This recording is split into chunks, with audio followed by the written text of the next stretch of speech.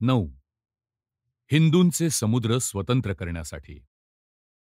आरमार म्हणजे नौदल एक स्वतंत्र राज्यांगच आहे. ज्याचे जवळ आरमार म्हणजे नौदल त्याचा समुद्र. जलदुर्ग सहित होते त्यास नूतनच जलदुर्ग करून पराभविले. रामचंद्र पंत अमात्य. ह्याप्रमाणे इकडे हिंदूंची भूमी स्वतंत्र करण्यासाठी हिंदूंचे स्वातंत्र्य युद्ध मोगल साम्राज्याच्या प्रत्यक्ष काळजाशी नेऊन भिडवीत असताना तिकडे पश्चिमेकडून चालून आलेल्या परकी शत्रूंच्या प्रभुत्वापासून हिंदूंचे समुद्र निर्मुक्त करण्यासाठीही मराठ्यांचे तितकेच आटोकाट प्रयत्न चालले होते. मराठ्यांच्या राष्ट्रीय उत्थानानंतर थोड्याच दिवसात मराठ्यांना कळून चुकले होते की आपली भूमी जिंकून तिच्यावर स्वामित्व गाजविणाऱ्या मुसलमानांइतकीच आपल्या समुद्रांना पाहून भेट देणारी युरोपातील व्यापारी राष्ट्रे हिंदू साम्राज्याच्या सुरक्षिततेला विघातक आहेत. शिवाजी महाराज आणि त्यांच्या पिढीत इतर मराठे पश्चिम समुद्र तटप्रांतावरील युरोपियनांच्या महत्वाकांक्षेला आणि लोभाला आळा घालून निष्फल करण्यासाठी किती निश्चयानं प्रयत्न करीत होते, हे आज्ञापत्रामध्ये ह्याविषयी घालून दिलेले स्पष्ट नियम आणि धोरणाची दिशा ही वाचली म्हणजे उत्तम प्रकाराने दृष्टोत्पत्तीला येते. हे आज्ञापत्र म्हणजे राजनीतीवरील प्रसिद्ध निबंध आहे. तो विख्यात मराठी पुढारी आणि मुत्सद्दी रामचंद्र पंत ह्यांनी रचला असून मराठी प्रधानमंडळाच्या ठरावानुसार राजाज्ञापत्र म्हणून सर्वांच्या माहितीसाठी प्रसिद्ध करण्यात आला होता. त्या परिस्थितीत शक्य होते तितक्या निकराने शिवाजी महाराजांनी समुद्र तीरावरून सर्व परकीय सत्ता उठवून लावण्यासाठी प्रयत्न केला. त्यांनी समर्थ अशा मराठी नौदलाचा पाया घातला आणि त्याला दुजोरा देण्यासाठी नवीन बांधलेल्या आणि सर्व युद्ध सामुग्रीने सज्ज केलेल्या बळकट समुद्रदुर्गांची रांग उभारली. ह्या समुद्रदुर्गांनी हिंदू समुद्राचे स्वातंत्र्य संपूर्ण 1 शतकपर्यंत संगोपावयाची आणि संरक्षावयाची अमूल्य कामगिरी केली. राजाराम महाराजांच्या राजवटीत औरंगजेबाने सर्व दक्षिण हिंदुस्थान पादाक्रांत केले आणि त्यामुळे मराठ्यांना संघटित नि केंद्रीभूत अशी राजसत्ता चालविणे अशक्य होऊन प्रत्येक मराठी सेनानायक स्वतंत्रपणे सापडेल तेथे आणि शक्य असेल त्या रीतीने त्या सर्वसामान्य शत्रूंशी 2 हात करू लागला.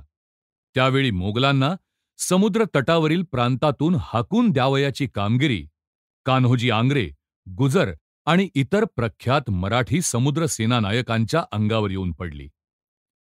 त्यांनी आपल्यावरचा कारभार इतक्या उत्कृष्ट रीतीने पार पाडला की इंग्रजांना, फिरंग्यांना, वलंदाजांना, शिद्यांना किंवा मोगलांना एकेकटे किंवा कधी कधी घडून आले त्याप्रमाणे सर्व एकत्र होऊनही मराठ्यांच्या वाढत्या समुद्रदलाचा पूर्ण नाश करणे तर दूरच, पण त्याला नियंत्रण देखील घालता आले नाही.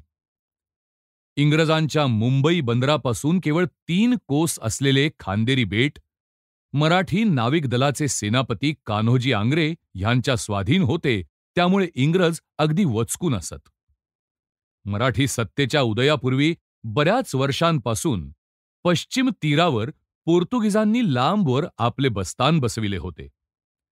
जंजिराच्या शिद्यांचे मुसलमानी राज्यही चांगले प्रबळ होते. ह्या 2 भुंग्यांपासून मराठी दर्या सारंगाला जरा मोकळीक मिळाल्याबरोबर तो तेव्हाच आपला निकाल लावील हे इंग्रज ओळखून होते.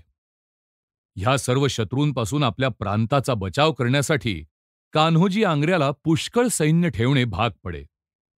ह्या सैन्याचे वेतन देण्यासाठी त्याला पश्चिम समुद्रावर व्यापार करणाऱ्या सर्व नौकांवर 1/4चा कर बसवावा लागला. हिंदूंच्या समुद्राचे आपण स्वामी आहो असे मराठ्यांनी समजणे अगदी न्याय्य होते आणि त्या समुद्रावर त्यांच्या अनुज्ञेने किंवा अनुज्ञेविना जे परकीय लोक संचार करीत त्यांच्यावर आपल्या मर्यादेत त्यांनी 1/4 बसविणे अगदी स्वाभाविक होते. पण त्यांचा हा अधिकार इंग्रज आणि युरोपातली इतर राष्ट्रे मानित नसत.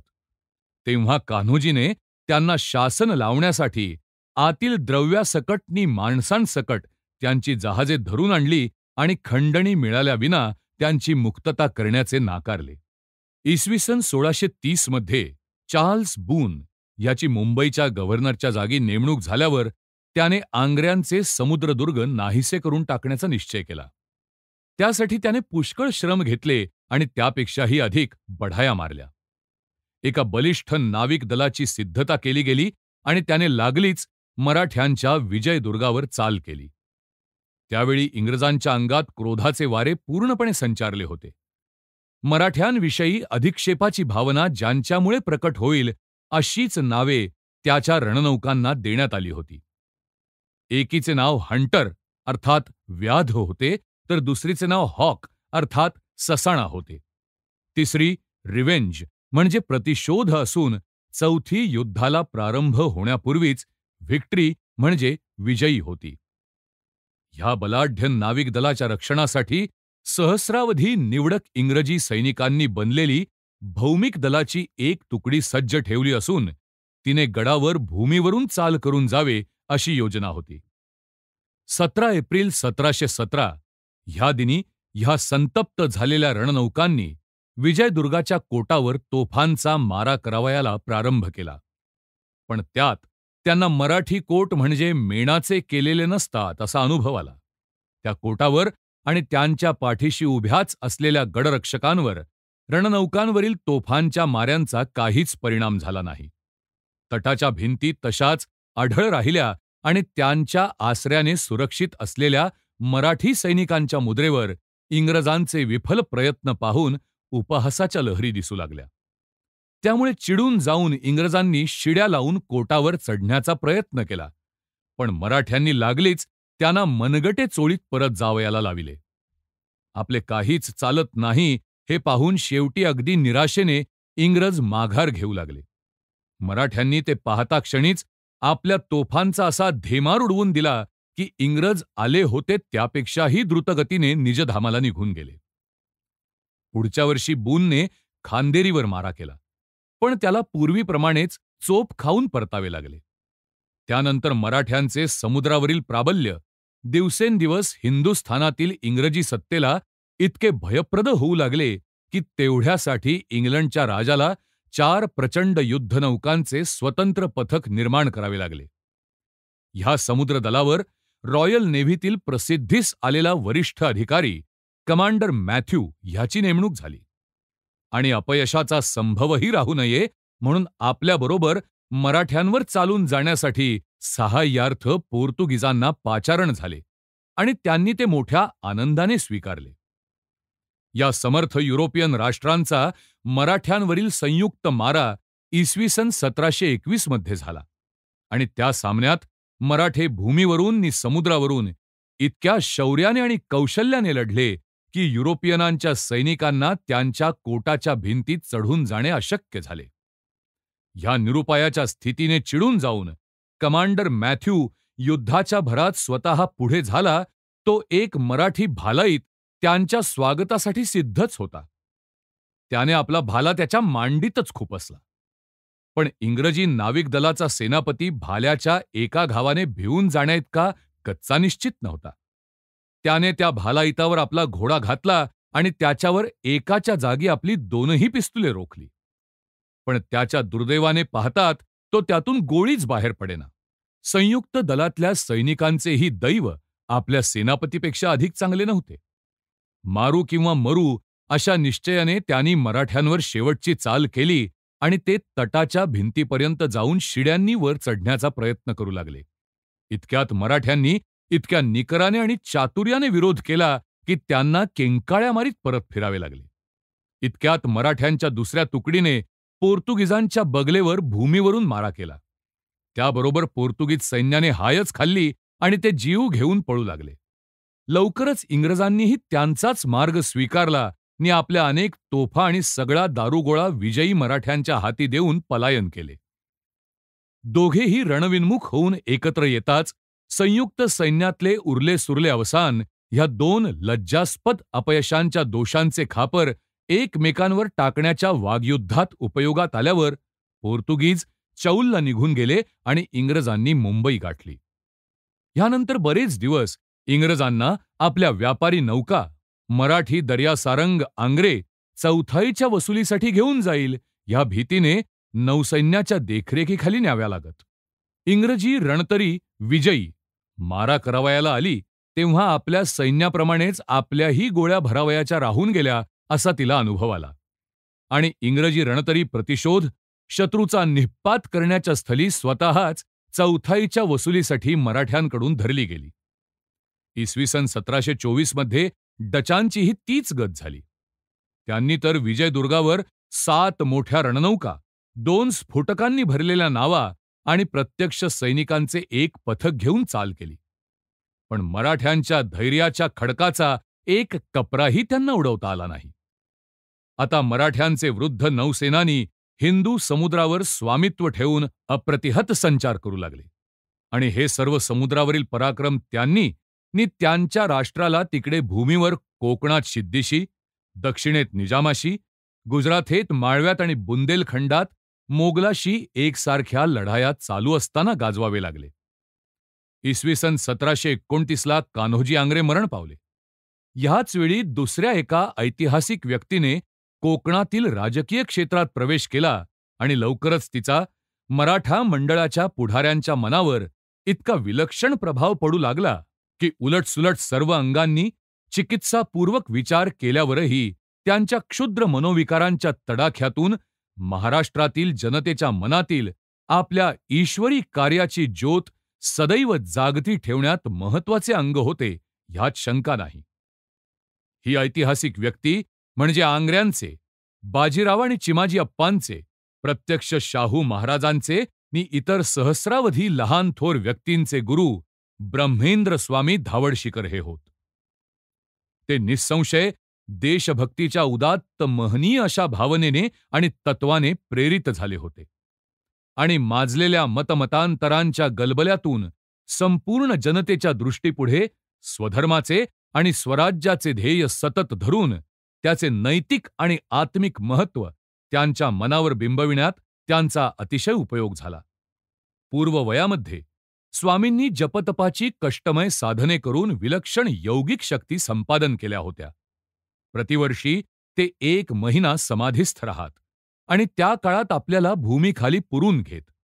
श्री रामदास स्वामींप्रमाणे अखिल हिंदुस्थानभर त्यांनी दूरवर प्रवास केला होता आणि सर्वत्र दृग्गोचर होणाऱ्या हिंदूंच्या परावलंबित्वाच्या आणि राजकीय दास्याच्या हल्ल्याने त्यांची आतडी पिळवटून गेली होती. त्यांच्या हृदयात धगधगणाऱ्या देशभक्तीच्या निखाऱ्याचे एका प्रचंड आणि स्थायी वणव्यामध्ये रूपांतर होण्याला वाऱ्याच्या एका झुळकेचीच आवश्यकता होती. जंजिऱ्याच्या मुसलमानी राजसत्तेने तिचा पुरवठा केला. शिद्दी म्हणजे मराठी राज्याचे कट्टे शत्रू. मराठ्यांची सत्ता अशीच प्रतिदिनी वाढू लागली तर आपण अन्यायाने बळकावलेले कोकणातले राज्य लवकरच आपल्याला सोडून द्यावे लागेल हे त्यांना समजून चुकले होते. म्हणून या कोकण पट्टीवरील भांडणात ते नेहमी मराठ्यांच्या विरुद्ध इंग्रजांच्या, डचांच्या किंवा पोर्तुगीजांच्या पक्षाला मिळत नि मराठी प्रांतावर धाड घालीत. आणि इतकेच करून ते थांबत नसत. धर्मवेडाने भारलेल्या मुसलमानातच आढळून येणाऱ्या रानटी क्रूरपणाचा अवलंब करून ते शतावधी हिंदू मुलांना आणि मुलींना पळवून नेत, त्यांचे बलपूर्वक धर्मांतर करून त्यांना मुसलमान बनवीत. हिंदूंची देवळे दिसतील तेथे ती उद्ध्वस्त करीत आणि त्यांच्या हातात सापडलेल्या हिंदूंवर वाटतील तसे अत्याचार करीत. अशाच एका धर्मवेडाने प्रेरित झालेल्या अत्याचाराला परशुरामाचे प्रसिद्ध मंदिर, स्वामींनी ज्या पवित्र स्थळी ध्यानधारणा आणि तपस्या केली ते स्थान बळी पडले. शिद्द्याने त्या देवळाचा एक एक दगड काढून टाकून देऊळ पाडले. तेथल्या कोषागारातील सर्व संपत्ती लुटून नेली आणि तेथील हातात सापडतील त्या ब्राह्मणांचा अत्यंत छळ केला. ह्या अत्याचाराने ब्रह्मेंद्र स्वामींच्या मनातील सात्विक क्रोध कधीही शमन होणार नाही इतक्या प्रखरतेने जागृत झाला. वाईट, चांगले किंवा उभयविध अशा सर्वांविषयीच समान भावना ठेवावयाची ही जणू काय हिंदू साधू संतांना सवयच जडलेली आहे. वरील अत्याचारामुळे ही नेभळी आणि पोकळ वृत्ती स्वामींच्या मनातून पार नाहीशी झाली. त्यांनी आपले सर्व आयुष्य हिंदू स्वातंत्र्याच्या युद्धाला सहाय्य करण्यात आणि हिंदू संस्कृती प्रस्थापण्याच्या कार्यार्थ वाहून घ्यावयाचा निश्चय केला. स्वामींची त्या प्रांतात इतकी प्रतिष्ठा होती की प्रत्यक्ष शिद्याला सुद्धा त्यांना आपला नित्याचा शत्रू बनवायचे धैर्य होईना. त्याने ह्यापुढे यत्किंचितही त्रास पोहोचणार नाही, त्यांनी परशुराम क्षेत्री पूर्वीप्रमाणेच वास्तव्य करावे अशी विनंती केली. पण स्वामींनी उत्तर दिले, "तू देवा ब्राह्मणांचा छळ केला आहेस." प्रत्यक्ष आंग्र्यांना देखील स्वामींचा राग शांत करून त्यांचे कोकणात राहण्याविषयी मन वळवता आले नाही. ज्या भूमीत पाखंडी परकीयांचे राज्य आहे त्या भूमीत इतःपर मी पाण्याचा थेंबही प्राशन करणार नाही. मग राहणे दूरच राहिले. मी पुन्हा कोकणात परत येईन, पण ते ह्या अत्याचाराचा प्रतिशोध घेण्यासाठी सज्ज झालेल्या हिंदू सैन्याच्या अग्रभागी येईन. असे म्हणून स्वामी साताऱ्याला गेले आणि तिकडे एकसारखा हिंदूंच्या अन्यधर्मी शत्रूविरुद्ध, विशेषतः जंजिऱ्याच्या शिद्दीविरुद्ध आणि गोव्यातील पोर्तुगीजांविरुद्ध धर्मयुद्धाचा उपदेश करणे चालू केले. त्यांचा पत्रव्यवहार आता सामान्य वाचकांनाही उपलब्ध झाला आहे. त्यावरून हे चांगले दिसून येते की मराठी राज्य स्वतंत्र करावयाचे, हिंदू धर्माच्या संरक्षणार्थ रणदेवीची आराधना करावयाची आणि काश्मीरपासून कन्याकुमारीपर्यंत ह्या विविध निश्चयाच्या मराठ्यांच्या चित्तातील पवित्र अग्नी एकसारखा प्रज्वलित ठेवावयाचा, ह्यासाठी स्वामींनी कसा निकराचा प्रयत्न केला. छत्रपती शाहू महाराज आणि श्रीमंत बाजीराव पंतप्रधान दोघेही स्वामींचे शिष्य होते. त्यांनी शिद्याने कोकणपट्टीत केलेल्या अत्याचाराचा प्रतिशोध घ्यावयाचे ठरविले आणि मराठ्यांचे दूत कोकणात शिद्दीविरुद्ध आणि पोर्तुगीजांविरुद्ध सर्वभर युद्धाच्या उठावणीची भूमिका सिद्ध करण्यात आणि कारस्थाने रचण्यात निमग्न झाले. सांप्रत मराठ्यांना एकाच वेळी दिल्लीपासून अर्काटपर्यंत पसरलेल्या सर्व विरोधी सत्तांशी सामना द्यावा लागत होता. तेव्हा कोकणातल्या ह्या युद्धासाठी योग्य संधीची वाट पाहत ते टपून बसले. इतक्यात त्यांच्या दैवाने शिद्दीच्या मुलात राज्याधिकाराविषयी तंट्यांना प्रारंभ झाला आणि त्यांच्यापैकी एकाने सहाय्यासाठी मराठ्यांकडे धाव घेतली. मराठ्यांच्या तेथील पोतनीसाने सहाय्याच्या याचनेसाठी पुढे केलेला हात हातात धरला आणि मराठी राजकारस्थानाने आपले कार्य पूर्णपणे पार पाडले म्हणून शाहू महाराजांना कळविले. बरेच दिवस उत्सुकतेने जिची प्रतीक्षा केली होती ती वार्ता कळताच महाराज इतके उल्हसित झाले की त्यांनी एकदम बाजीरावांना पत्र लिहून आज्ञा केली, "पत्र देखील वाचू नका, आधी घोड्यावर आरोहण करा आणि मग पत्र वाचा." मराठ्यांच्या ह्या आक्रमणाला प्रारंभ इसवी सन 1733 मध्ये झाला. मराठी सैन्याने सह्याद्री उतरून तळे घोसाळ्याचा गड हस्तगत केला आणि मुसलमानी सैन्याचा पराजयावर पराजय करीत शिद्दीचे सर्व राज्य आक्रमून टाकले. लवकरच बाजीरावांनी मारा चढवून रायगड परत घेतला. ह्या प्रसिद्ध गडावर शिवाजी महाराजांची राजधानी होती. तेथेच त्यांचा राज्याभिषेक झाला होता. मराठी स्वातंत्र्य युद्धाच्या प्रारंभाला इतके दिवस होऊनही अद्यापि तो यवनांच्याच हातात होता. शिवाजी महाराजांच्या राजधानीचे हे पुण्यक्षेत्र पुन्हा आपल्या हातात आल्याची वार्ता ऐकून सर्व महाराष्ट्रभर आनंद झाला. तिकडे समुद्रावर मराठी भाल्यांना मिळालेला विजय अणुमात्रहीन नव्हता. मानाजी आंग्र्यांनी शिद्यांच्या समुद्रयानांचा जलयुद्धात पूर्ण मोड केला. मराठ्यांच्या ह्या वर्चस्वाने इंग्रजांनाही धास्ती वाटू लागली आणि त्यांनी प्रथम गुप्तपणाने मग पुढे पुढे उघडच शिद्याला शस्त्रे आणि दारुगोळा पुरवून सहाय्य केले नि शेवटी कप्तान हाल्डेन ह्यांच्या हाताखाली मराठ्यांविरुद्ध लढण्यासाठी बरेच सैन्य पाठवले. परंतु खंडाजी नरहर खर्डे, मोडे, मोहिते आणि मथुराबाई आंग्र्यांसारख्या स्त्रियांनीही एकसारखे नि निकराने युद्ध चालविले. ब्रह्मेंद्र स्वामींशी झालेला मथुराबाई आंग्र्यांचा पत्रव्यवहार वाचला म्हणजे ह्या विख्यात देशाभिमानी बाईंना परक्यांच्या सत्तेखालून हिंदुस्थानाची भूमी सुटावी म्हणून किती तळमळ लागली होती आणि शत्रूपासून परत जिंकून घेतलेल्या गडावर आणि नगरावर हिंदू ध्वजा विजयभरानं फडफडताना पाहून त्यांचे हृदय किती अभिमानाने भरून येई ह्याची कल्पना येते. ह्याप्रमाणे वर्षामागून वर्ष हे युद्ध चालले. शेवटी इसवी सन 1736 मध्ये चिमाजी अप्पा स्वतः कोकणात आले आणि त्यांनी रेवसजवळ सर्व हाबसाण सैन्यावर मोठा विजय मिळवून त्यांना निरस्त केले. ज्याने परशुरामाचे पवित्र मंदिर पाडून धुळीला मिळवले होते, त्या हिंदूंच्या अरबी शत्रूंचा जंजिऱ्याच्या शिद्द्याचा शिरच्छेद करण्यात आला आणि अशा रीतीने त्याला आपल्या पापाचे प्रायश्चित्त स्वतःचे प्राण देऊन भोगावे लागले. त्या दिवशी त्याच्या समवेत उंदेरीचा मुसलमानांचा सरदार आणि मुसलमानांच्या पक्षाने लढणारे 11 सहस्र सैनिक लढता लढता मृत्युशय्येवर पडले.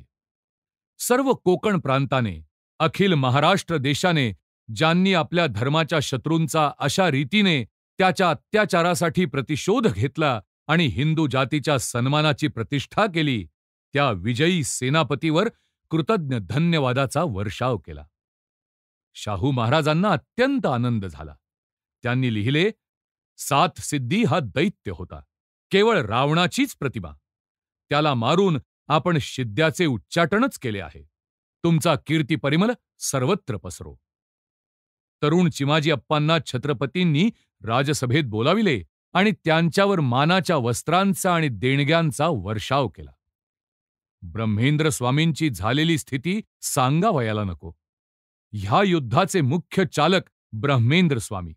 झगडा चालू असताना जेव्हा जेव्हा आपसातील चढाओढीमुळे किंवा मूर्खपणाच्या कलहामुळे मराठ्यांच्या प्रयत्नात शिथिलता आलेली दिसे, तेव्हा तेव्हा आपल्या देशाविषयीच्या आणि धर्माविषयीच्या कर्तव्याची भावना त्यांच्या हृदयात जागृत करून आणि त्यांनी चालविलेल्या हिंदू स्वातंत्र्याच्या महनीय युद्धातील नैतिक आणि आत्मिक स्वरूप नेहमी त्यांच्या चित्तावर बिंबवून त्यांना आपल्या जागेवर स्थिर राखण्याचे कार्य ब्रह्मेंद्र स्वामींनी केले.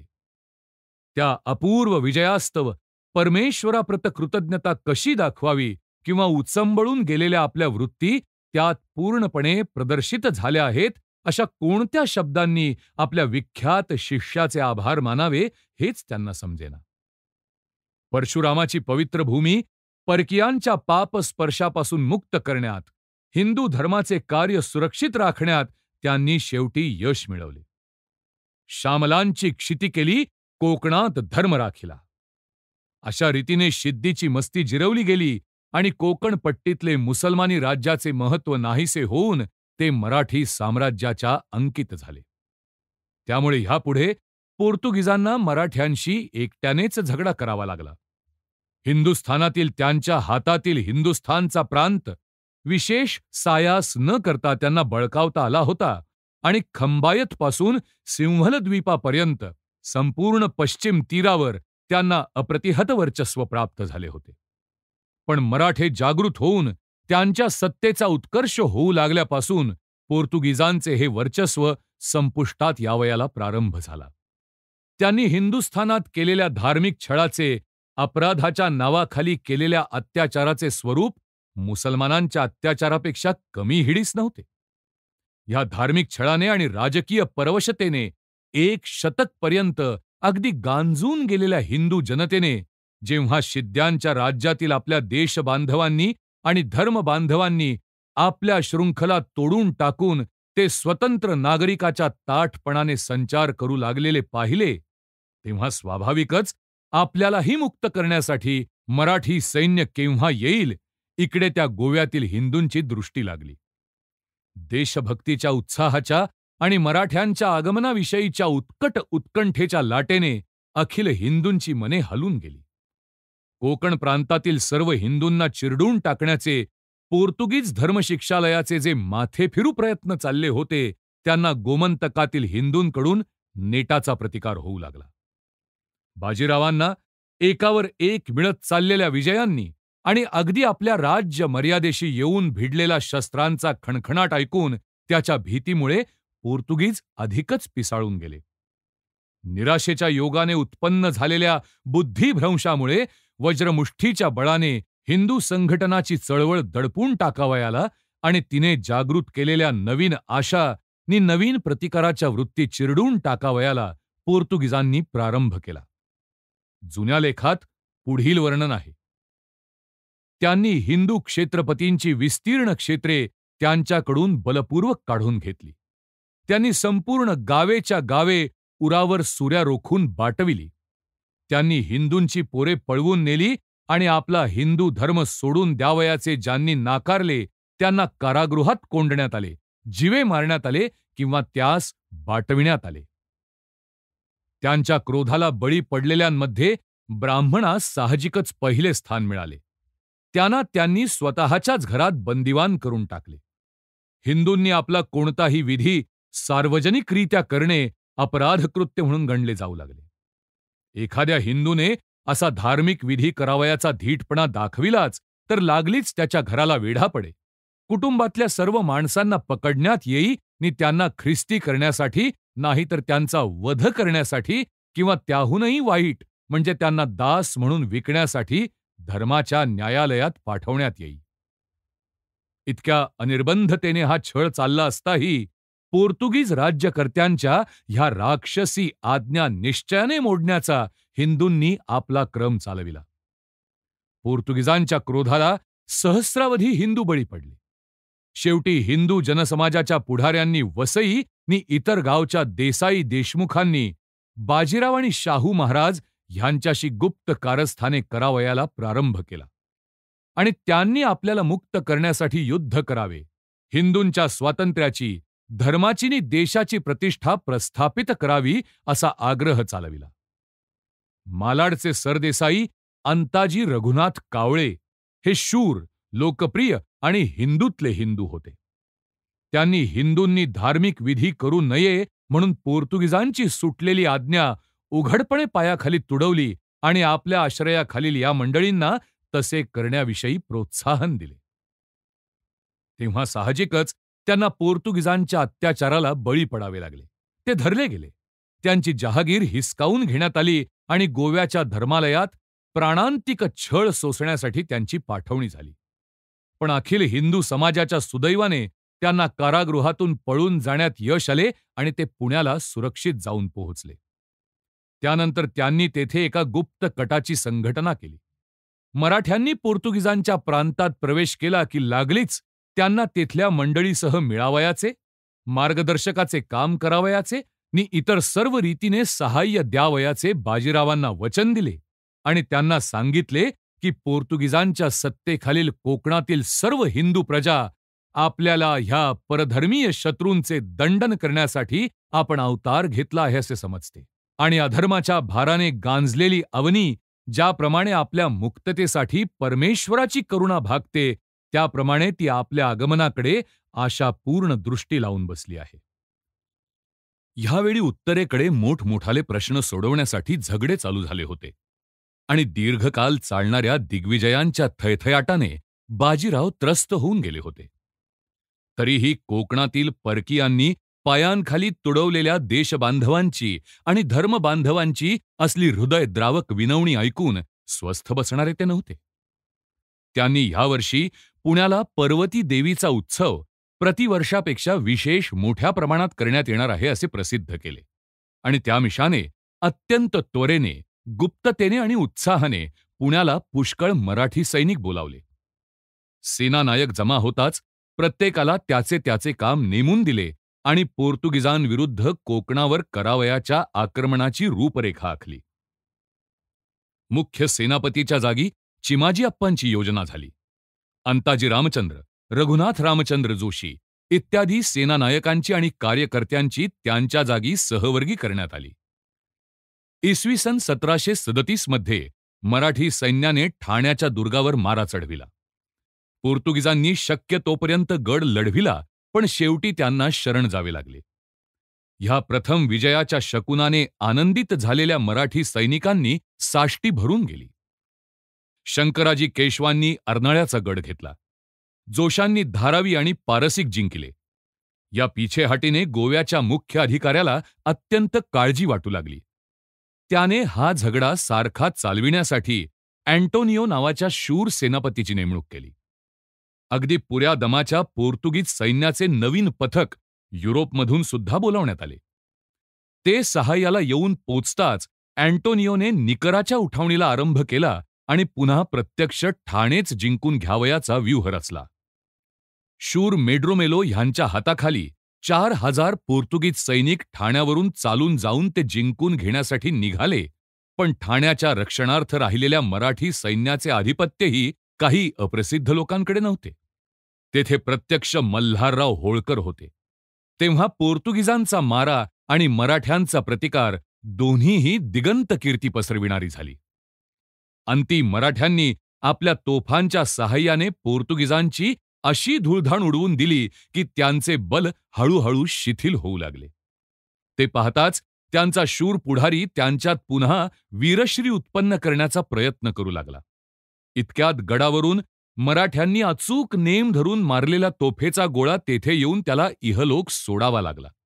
पुढारी मरताच पोर्तुगीजांची दाणादाण झाली आणि पळून जाऊन त्यांनी आपल्या नौकांचा आश्रय केला.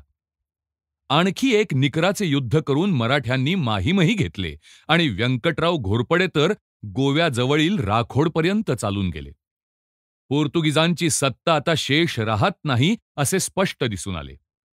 इतक्यात नादिरशहाच्या आक्रमणाची वार्ता येऊन थडकली.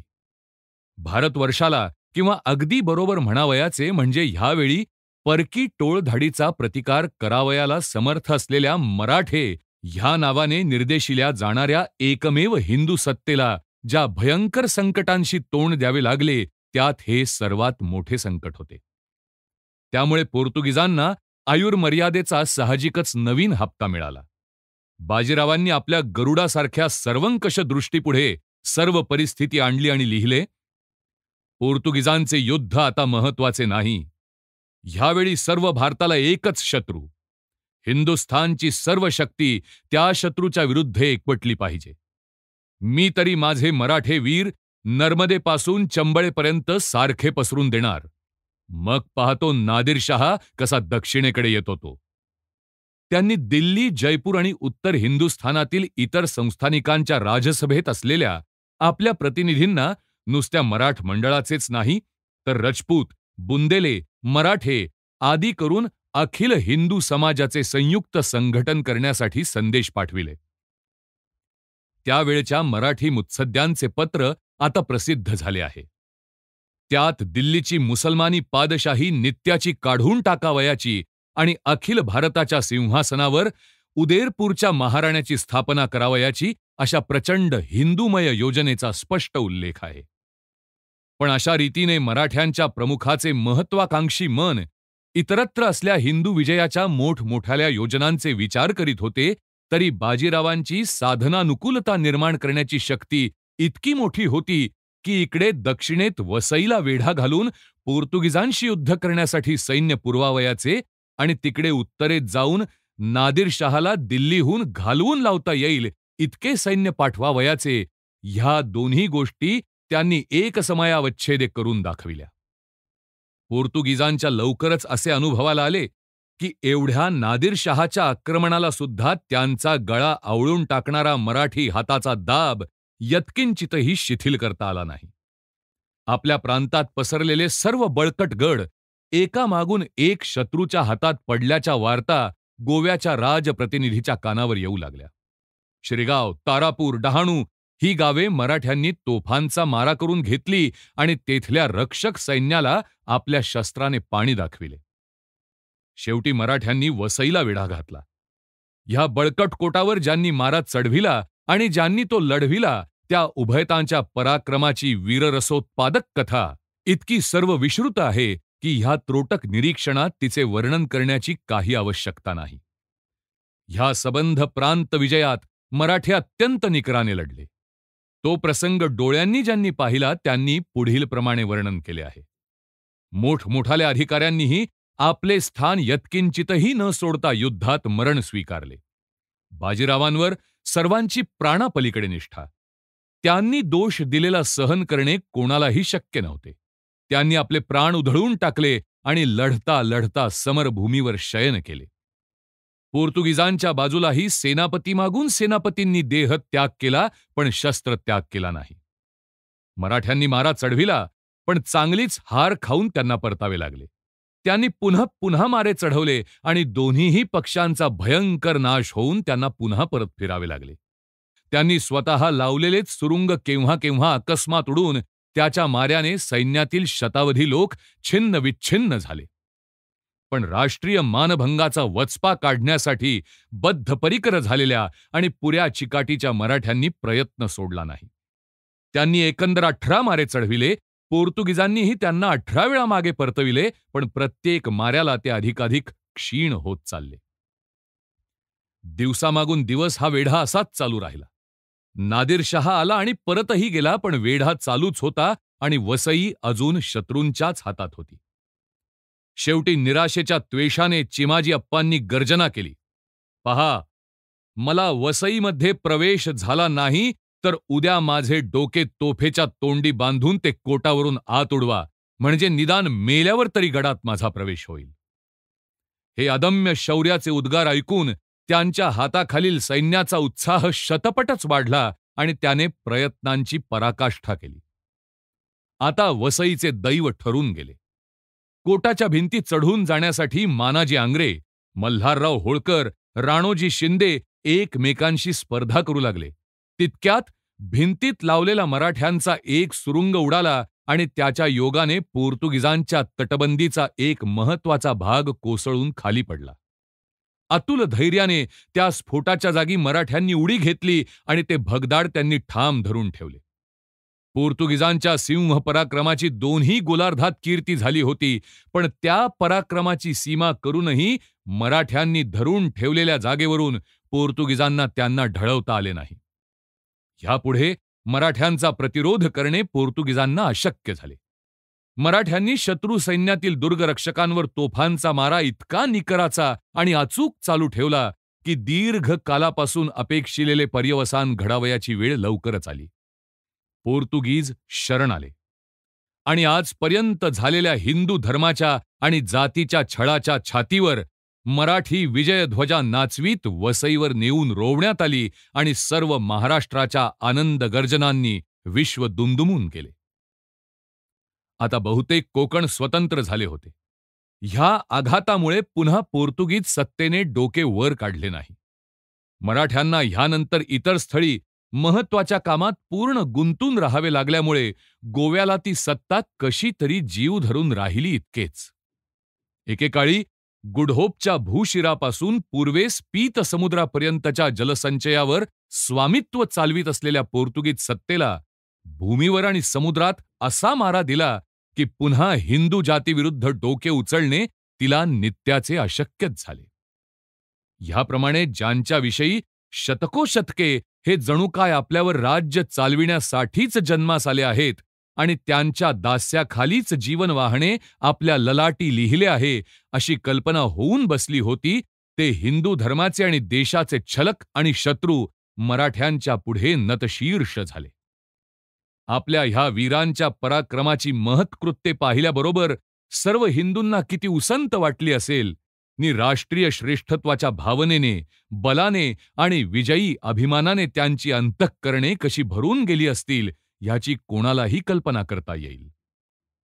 आज कित्येक शतके पोर्तुगीजांच्या सत्तेखालील कोकणातील हिंदूंनी अप्रतिहत उभी राहिलेली हिंदू ध्वजा बघितली नव्हती आणि स्वतः न मोडता जिने परकीय अत्याचाराचे आणि उद्धटपणाचे डोके फोडून टाकले आणि त्यांच्या धर्मावर आणि त्यांच्या राष्ट्रावर केलेल्या अन्यायाचा प्रतिशोध घेतला, अशी हिंदूंच्या कार्याच्या बचावासाठी उपयोगता आणली असताही अनाहत राहिली अशी हिंदू असिलता बघितली नव्हती. तेव्हा ब्रह्मेंद्र स्वामींना ह्या देदीप्यमान विजयाची वार्ता कळविणाऱ्या लेखकाने म्हटले ते योग्यच होते. असला पराक्रम, इतकी चिकाटी आणि हा विजय ज्या काळी आपल्या पृथ्वीवर प्रत्यक्ष देव येऊन वास करीत असत, त्या काळातली ही कृत्य आहेत. हा विजयी दिवस डोळ्यांनी पाहण्यासाठी जे जिवंत राहिले त्यांचे भाग्य श्रेष्ठ, आणि हा विजय घडवून आणण्यासाठी धारातीर्थी ज्यांनी देहदान केले त्यांचे भाग्य त्याहून श्रेष्ठ.